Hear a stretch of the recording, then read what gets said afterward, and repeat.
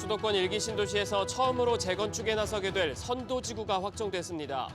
분당과 일산, 평촌 각 3곳, 중동과 산본 각 2곳으로 모두 3만 6천 가구 규모입니다.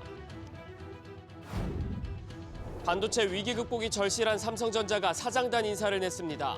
주요 사업부별로 수장을 교체하면서 표면적으로는 쇄신을 꾀한 것처럼 보였지만 초격차 회복을 이끌기에는 역부족이란 지적이 나옵니다. 9월 출생아 수가 10%가량 늘며 지난 7월부터 3달 연속 증가 흐름을 이어갔습니다. 이 추세대로라면 연간 출생아 수가 9년 만에 증가세를 보일 수 있다는 전망이 나옵니다. 부동산 경기 침체로 재무 건전성에 빨간불이 켜진 무궁화 신탁이 금융당국으로부터 최고 적기 시정 조치 수위인 경영 개선 명령을 받았습니다. 무궁화 신탁은 유상증자 등 자체 정상화, 제3자 인수 등을 추진하고 금융당국은 시장 안정 조치도 취하기로 했습니다.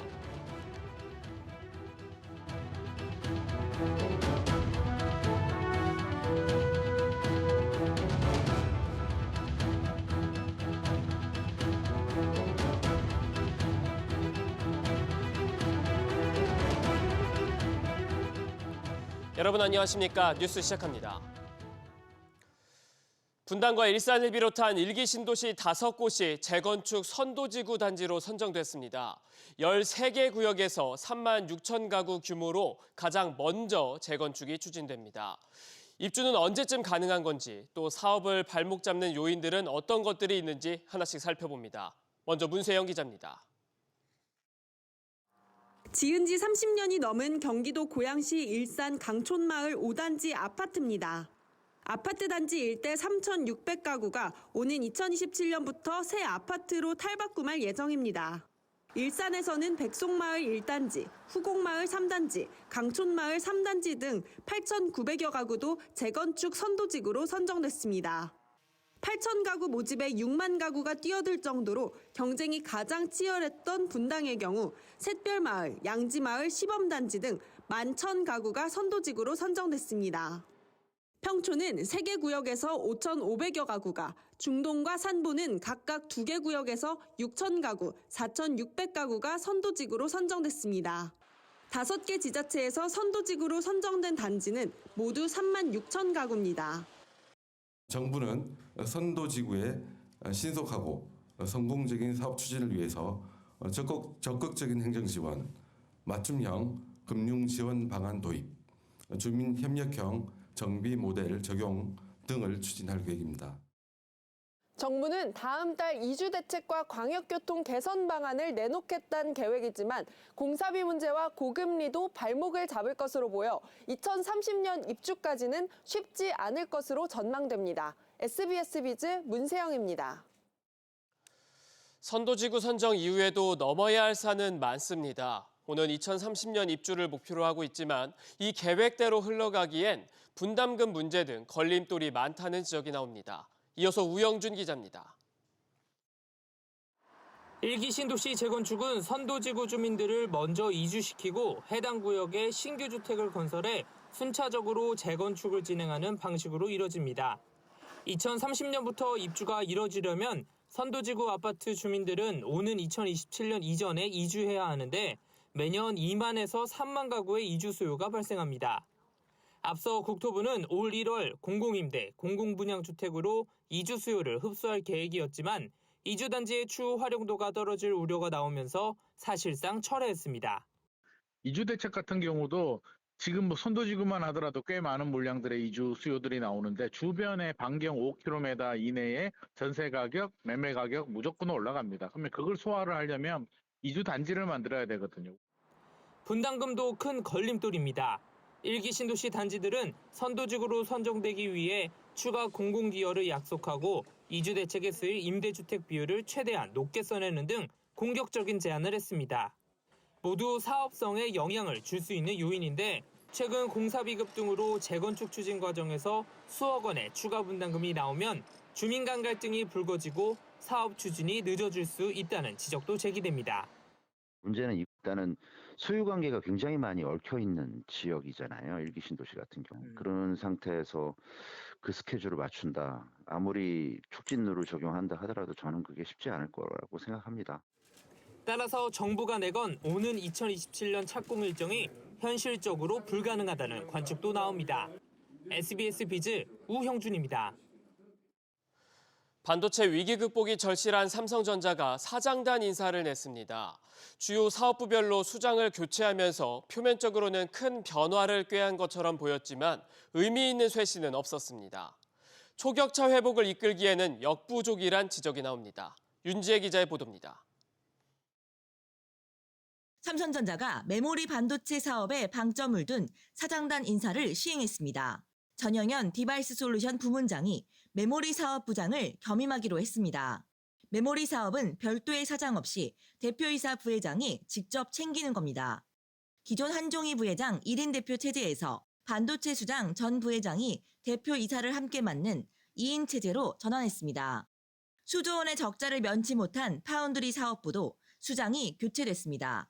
미국에서 반도체 사업을 이끌던 한진만 미주총괄 부사장이 사장으로 승진하면서 맡았습니다. 사장단 인사의 공통 키워드는 메모리와 안정이었습니다. 전 부회장은 D램 개발을, 한 부사장도 D램 설계팀을 거쳤고 새롭게 신설된 최고기술 책임자 보직에 오른 남서구 사장도 메모리 공정 개발을 주도한 인물입니다. 삼성에서의 파운드리는 앞으로 중요한 부분일 텐데 새로운 인사나 외부에 영입되는 인사가 아닌 게 좀 아쉬운 거죠. 전체적인 파운드리를 한 단계 높여야 되고 적자인 상태를 흑자로 돌리게 쇄신 인사라고 얘기하기엔 조금 부족한. 분위기를 바꿀 새로운 얼굴이 등장하지 않았다는 지적이 제기되는 가운데 삼성전자 주가는 인사 발표 후 낙폭을 키우면서 어제보다 3.43% 내린 56,300원에 마감했습니다. 사장단 인사에 이어 조만간 임원 인사와 조직 개편이 예상되는데 컨트롤타워 부활 여부도 관심입니다. 이재용 회장 최측근 인사로 꼽히는 정현호 부회장과 박학규 사장은 이번 인사를 통해 사업지원 TF에서 뭉치게 됐습니다. SBS 비즈 인지입니다. 보신 대로 삼성전자의 반도체 사업부 수장 교체도 반향을 이끌어내지 못하는 가운데 걸림돌은 여전히 많습니다.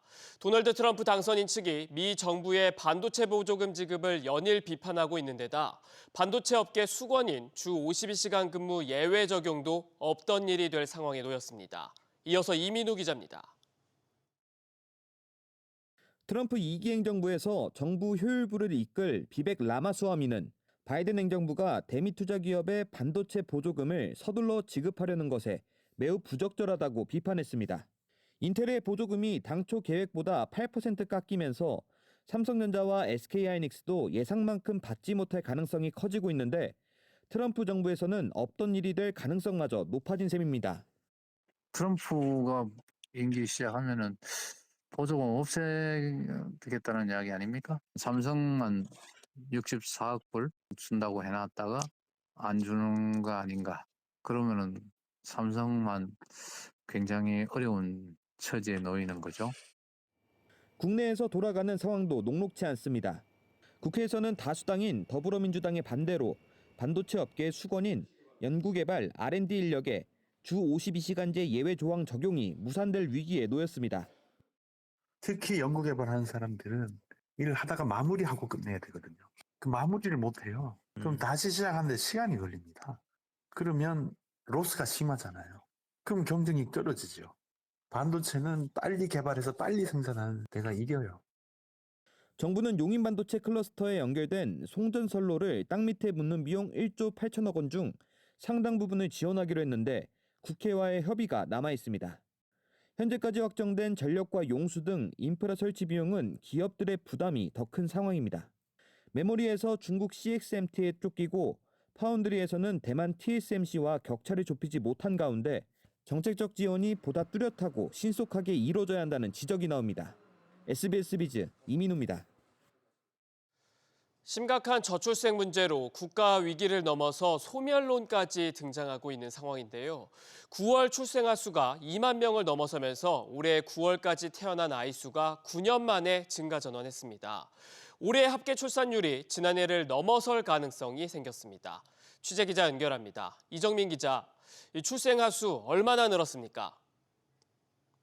통계청에 따르면 9월 출생아 수는 2만 590명입니다. 지난해 같은 기간보다 10.1%, 1,884명 늘었습니다. 9월 기준으로 14년 만에 가장 높은 증가율입니다. 올 들어 9월까지 누계 출생아 수도 17만 8,600명으로 집계됐습니다. 지난해 같은 기간보다 0.7% 증가한 건데 9월까지 누계 출생아 수가 전년 대비 증가한 건 2015년 이후 9년 만입니다. 합계 출산율도 3분기 0.76명으로 지난해보다 0.05명 늘었습니다.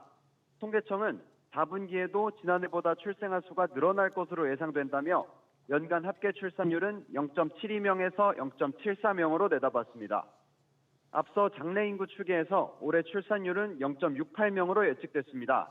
올해 합계 출산율이 0.72명을 웃돌면 2015년 이후 9년 만의 반등입니다.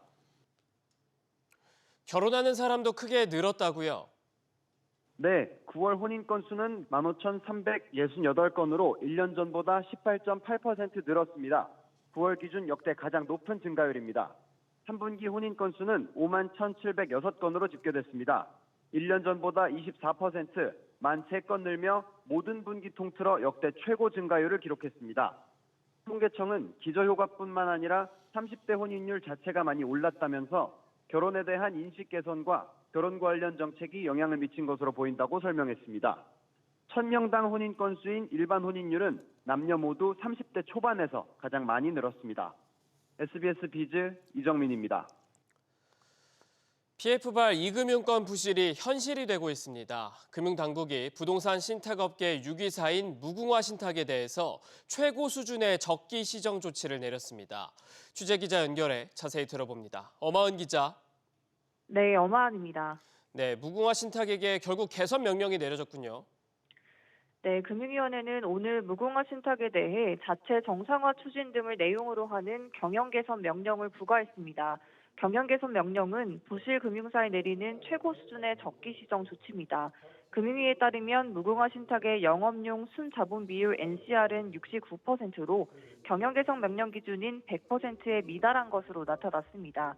금융위는 무궁화 신탁은 책임준공형 관리형 신탁 업무를 과하게 늘려 자금 부담이 가중됐다고 설명했습니다. 무궁화 신탁은 유상증자 등 자체 정상화와 객관적 실사 후 제3자 인수 등을 추진하고 이를 반영한 경영 개선 계획을 내년 1월 24일까지 제출해야 합니다. PF 사업장에 충격이 우려되는 상황인데 영향을 받은 사업장 어느 정도일까요? 무궁화 신탁은 토지 수탁고 기준 업계 7위 수준인데요. 당국은 67개 사업장이 영향을 받을 것으로 내다봤습니다. 차입형 사업장이 32개, 책임 준공형 사업장이 35개입니다. 분양계약자가 있는 사업장이 26개, 이 중 5개 사업장은 허그의 분양보증에 가입돼 있거나 LH 매입 약정이 돼 있습니다. 금융위는 상당 부분 공사가 진행된 곳이 많다면서 미착공 사업장의 경우 신탁사 교체 등을 두고 논의 과정을 거칠 것이라고 말했습니다. 시공사와 협력업체 지원 방안도 시행됩니다. 사업장 협력업체는 325개 회사고 415개 하도급 계약이 체결돼 있습니다. 33% 정도는 지급보증에 가입돼 있는데 금융당국은 차입형 토지 신탁 사업에서 일시적 유동성 부족이 나타날 경우 금융권 신속 지원 프로그램을 가동할 계획입니다. 또 다음 달부터 저신용 기업들의 시장성 자금 조달을 지원하는 프라이머리 채권 담보부 증권 프로그램에 부동산 신탁사를 포함해 운영하기로 했습니다. SBS 비즈 엄하은입니다. 최근 대출금리가 급격하게 뛰면서 은행들의 마진을 보여주는 예대금리차가 대폭 확대됐습니다. 정부 압박에도 대출금리 내리기는 신용만 한다는 지적이 이어지고 있습니다. 오서영 기자. 네, 오서영입니다. 네, 예대금리차 얼마나 확대됐습니까? 네, 오늘 은행연합회 예대금리차 공시에 따르면 지난달 예대금리차는 1.036%포인트로 전달보다 0.3%포인트 넘게 벌어진 것으로 나타났습니다. 석 달 연속 확대된 데다 1년 반 만에 최대 격차를 보였는데요. 예대금리차는 은행 대출금리와 예금금리 간의 격차로 이 수치가 클수록 마진이 많이 남는다는 의미입니다. 은행들이 대출금리는 올리고 예금금리는 내렸다는 뜻인데요. 5대 은행 중 차이가 가장 많이 확대된 곳은 농협은행이었고 이어 국민, 신한, 하나, 우리은행 순이었습니다. 지난달 5대 은행의 평균 가계대출 금리는 4%대 중반으로 전달보다 0.2%포인트가량 올랐지만 예금 금리는 3.3%대로 전달과 같았습니다.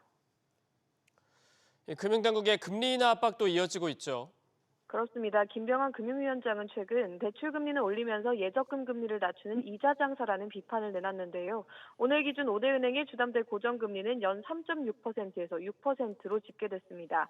어제보다 금리 상단과 하단이 0.04%포인트씩 하루 만에 더 떨어졌는데요. 시장 금리가 하락하는 가운데 당국 압박까지 효과를 보이면서 대출 금리를 조금씩 내리는 모습입니다.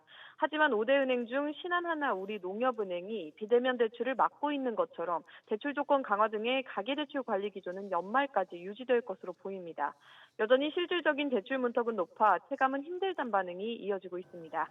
SBS 비즈 오서영입니다. 수백억 원대 부당대출 의혹을 받는 손태승 전 우리금융회장의 처남 김모 씨가 체포되기 직전까지 본인 차량에 싣고 다녔던 문건들을 저희가 입수해서 연속 보도해드리고 있습니다. 문건에 따르면 우리은행뿐만 아니라 신용보증기금도 수억 원을 떼일 위기에 놓인 것으로 확인됐습니다. 오수영 기자가 보도합니다. 경북 영주의 한 건물. 손태승 전 회장의 처남 김모 씨가 지난해 8월 우리은행 대출을 끼고 매입했습니다. 그런데 신용보증기금이 이 건물에 가압류를 건 사실이 확인됐습니다. 직전 건물주 A씨가 재작년 9월 신용보증기금의 보증으로 우리은행에서 5억 2천만 원을 대출받았는데 갚지 못하자 신부는 올해 2월 이 빚을 우리은행에 대신 갚고 이후 이 건물과 빚을 넘겨받은 처남 등에게 구상금을 청구한 겁니다. 하지만 처남 일가는 매수금액 안의 채무는 다 갚았고 신부 보증대출은 인수한 적이 없다는 입장입니다. 신부는 애초에 채무자와 처남이 신부 돈을 갚지 않으려는 의도로 건물을 저렴하게 매매했다는 취지로 법원에 사해행위 취소 소송을 냈습니다. 이 건물은 병원으로 운영되다 지난 5월 문을 닫았고 지난달 결국 폐업 신고된 상태입니다. 건물 관리인은 지하에 전기 공급이 안 돼서 펌프가 중단돼 물이 차버리면서 건물 상태가 엉망이 됐다고 전했습니다. 신부가 처남 회사를 상대로 낸 재판은 이르면 다음 달 5일 선고가 나지만 신부가 승소하더라도 돈을 돌려받기는 어려울 전망입니다. 신부는 사해행위 여부에 대한 판단은 사해행위 취소 소송을 통해 이루어지며 현재 진행 중인 소송에 대해서는 입장을 말할 수 없다고 밝혔습니다. 처남 김모 씨 일가가 이 건물을 담보로 받은 우리은행 20억 원 대출도 금융감독원이 부당대출로 분류해 검찰로 넘겨 수사가 진행되고 있습니다. SBS 비즈 오수영입니다. 연말 임기가 만료되는 시중은행장 연임 여부가 윤곽을 드러내고 있습니다. 조금 전 KB금융그룹은 차기 은행장 후보로 이환주 KB라이프 생명보험 대표를 결정했습니다. 취재기자 연결합니다. 최나리 기자. 네, 최나리입니다. 네, 이재근 현 행장이 유력했었는데 깜짝 인사가 이뤄졌죠. 네, KB금융지주는 오늘 계열사 대표이사 후보 추천위원회를 열고 이환주 KB라이프 생명보험 대표를 차기 행장 후보로 추천했습니다. KB금융계열사 CEO가 은행장이 되는 것은 최초인데요. 1964년생인 이 대표는 국민은행 외환사업본부장 등을 거쳐 국민은행 경영기획그룹 부행장, KB금융지주 재무총괄 부사장을 역임하는 등 그룹 내 주요 핵심 직무를 두루 지낸 인물입니다. KB라이프 생명보험 대표이사 재임 중에는 프루덴셜 생명보험과 KB생명보험의 성공적인 통합을 이루고 요양사업 진출 등 신시장을 개척한 것으로 평가받습니다. 대표이사 후보 추천위원회는 조직의 안정 및 내실화를 지향함과 동시에 지주, 은행, 비은행 등 전 분야를 두루 거치며 탁월한 성과를 입증한 경영진이라며 은행과 비은행의 시너지 극대화를 추진해야 한다는 KB금융의 인사 철학이 반영됐다고 밝혔습니다. 다른 은행들 전망은 어떻습니까? 네, 내부 통제 문제와 금융사고가 은행장 연임을 가르는 중요한 변수가 되고 있습니다. 상대적으로 자유로운 정상혁 신한은행장은 리딩뱅크 지위를 회복하며 연임 가능성이 높습니다.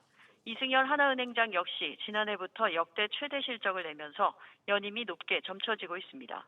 반면 이석용 농협은행장은 연이어 발생한 금융사고와 이에 따른 중앙회의 압박 속에 연임이 불투명합니다.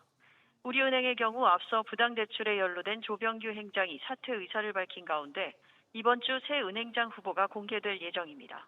SBS 비즈 최나리입니다. 국세청이 경영인 유고 시를 대비해 가입하는 CEO 보험 관련 세무조사에 들어간 가운데 보험 대리점의 구체적인 리베이트 사실을 확인했습니다.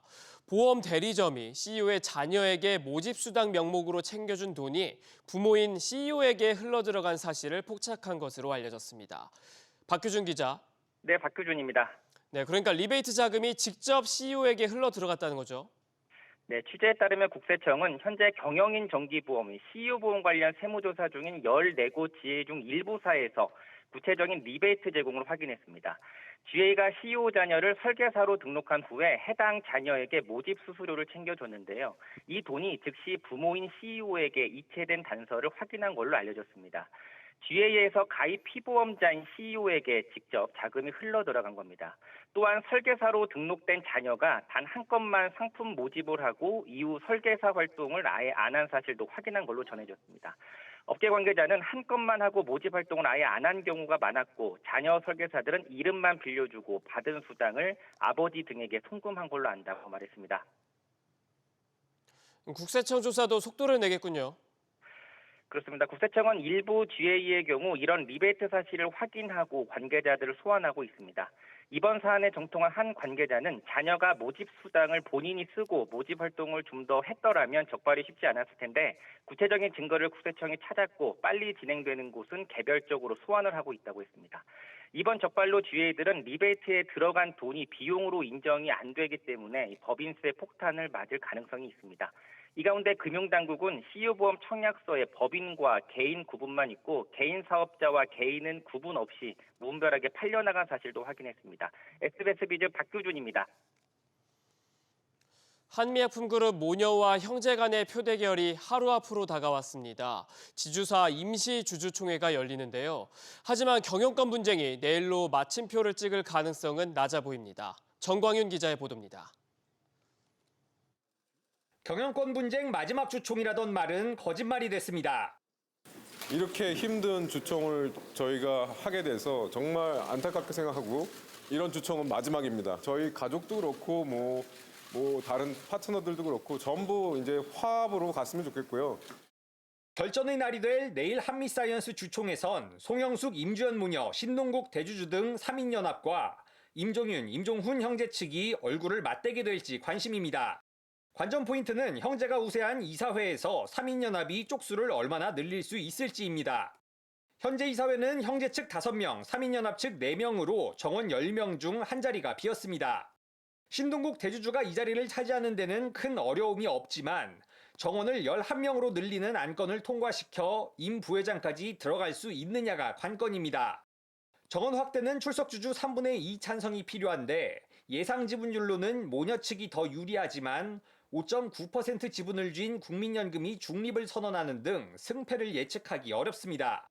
이사회가 5대5 구도로 갈 경우 경영권 분쟁은 교착 상태에 빠질 가능성이 높습니다.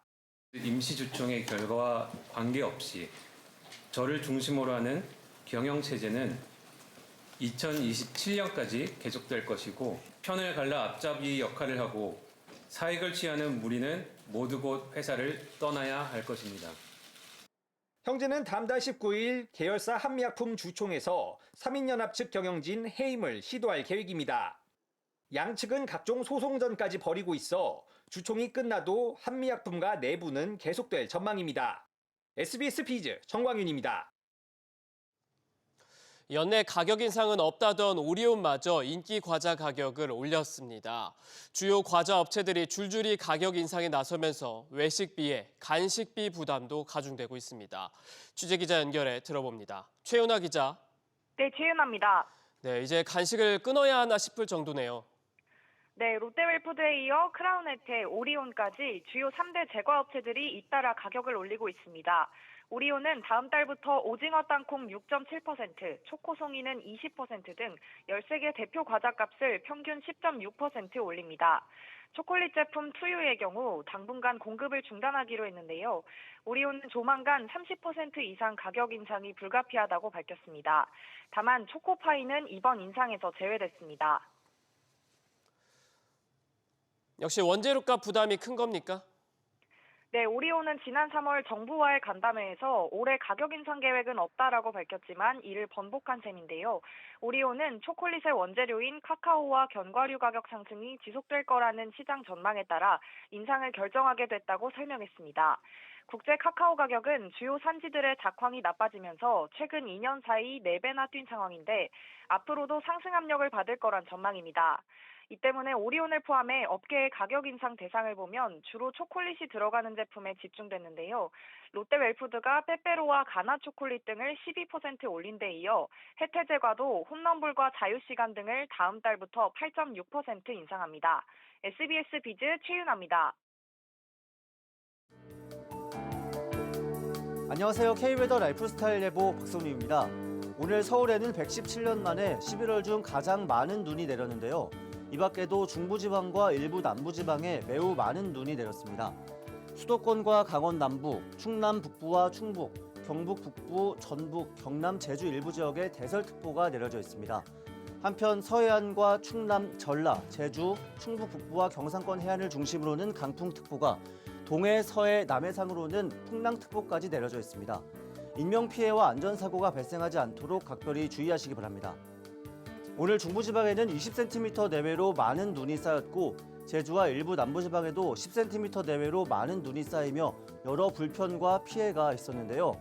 내일까지 전국 대부분 지역에서 비와 눈이 내리겠습니다. 예상 강수량은 강원 영동과 경북 해안, 경남을 제외한 전국에 5에서 20mm가 되겠습니다. 또한 경기 북부를 제외한 수도권과 강원 영서, 충청 북부, 그리고 제주 산간에는 5에서 10cm의 눈이 쌓이겠고 충청 남부와 전북 산간 3에서 8, 경북 산간에 1에서 3cm의 눈이 쌓이겠습니다. 눈 피해 없도록 시설물 관리와 안전사고에 더욱 주의하시기 바랍니다. 다음은 자세한 지역별 내일 날씨입니다. 중부지방 충청은 낮까지, 수도권과 영서지방에는 아침까지 눈과 비가 내리겠습니다. 아침 기온은 서울, 춘천 영하 2도, 수원 0도 보이겠고 낮에는 서울 4도, 청주 6도, 대전은 8도 보이겠습니다. 동해안 지방은 대체로 흐리겠습니다. 아침은 1도로 시작을 한 후 한낮에는 속초 5도, 강릉 6도, 울진은 8도가 예상됩니다. 남부지방 전라도와 제주, 경북 내륙에 비나 눈이 내리겠습니다. 광주 4도, 부산 5도, 제주는 9도로 아침을 맞이한 후 낮에는 전주, 대구 8도가 되겠습니다. 동해는 흐리고 서해와 남해상에는 비나 눈이 내리겠습니다. 한편 전해상 물결이 최대 5m 이상으로 매우 거세겠으니 항해나 조업하는 선박은 유의하시기 바랍니다. 내일 오후 중에는 전국적으로 비와 눈이 그치겠지만 금요일인 모레 경기 남부와 충청, 전북, 제주도에는 다시 비나 눈이 내리겠습니다. 이후 전국 하늘은 대체로 흐리다가 다음 주 월요일 수도권과 강원 영서에 비, 눈 소식이 다시 들어있습니다. 날씨였습니다.